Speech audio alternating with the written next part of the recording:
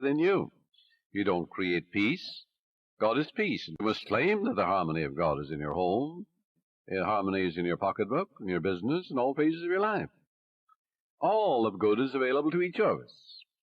Our prayers and affirmations are for the purpose of bringing our own mind to the point where we can accept the gifts which were given to us from the foundation of time. God is the giver and the gift.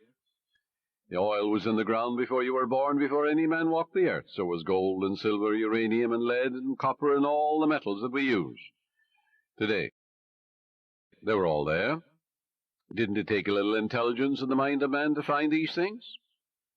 Yes, so if you send 2 men to Utah, and one man is a geologist, or he may be also a mineralogist, and he finds nothing. Another man goes, in the first 5 minutes he finds a vein of uranium or silver, in the same territory, in the same land. Where was the wealth? The wealth was in the mind of the second man. He believed in a guiding principle. The other fellow found nothing. He was walking on it.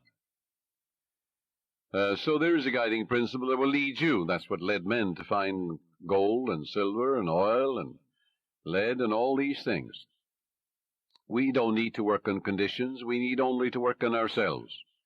The only place we can cure our lack and limitation is in our own mind. Be transformed by the renewal of your mind. When we have done it there, we shall find that the world, that is your body, your environment and conditions, will be a mathematical reflection of your inner state of mind. Whatsoever things ye ask for when ye pray, believe that ye have received them and ye shall have them. That is the basis of all successful prayer, whether for the healing of our bodies, for prosperity, success, for achievement, or for material benefits. Once you convince your deeper mind that you have the thing you want, it will proceed immediately to bring it to pass. You might say to me, how can I convince my deeper mind, my subconscious, that I have riches or any other good thing, when my common sense tells me that bills are piling up, creditors are after me, the bank is calling up to pay for the mortgage and for the money I owe and so on? You can't. If you keep thinking about debts and obligations and how much you owe, you'll only magnify your misery. But here is a truth about the laws of your mind. Your deeper mind accepts as a fact whatever you repeat to it in convincing tones, often enough, just the same as you learn to walk. You had a thought pattern, an act, whether it is swimming or walking or playing tennis or golf, and you repeat it over and over again. You knew what you were doing and why you were doing it. You want to learn to walk, you want to learn to dance, you want to learn to swim.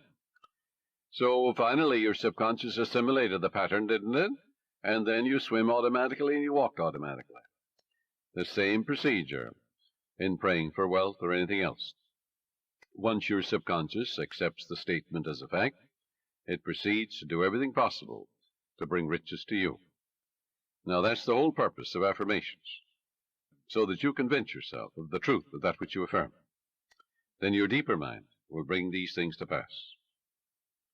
Many men say to me, I got an affirmation from someone, and it said, I am rich and prosperous now, I am successful, and I'm very wealthy. That affirmation, he said, succeeded in making me much more aware of my need, because, you see, he believed more in poverty and lack than he did in the riches all around him. So I explained to him, I said, you must turn away from that pattern and change your belief. Your subconscious accepts what you believe. I said, look around you and realize that God created you and the whole world. It's an invisible spirit within you. And therefore turn away and turn within and change that and say, I recognize the eternal source of my supply. God is the source of my supply. All my needs, spiritual, mental, material, are met at every moment of time and point of space. And God's wealth is circulating in my life, and there's always a surplus.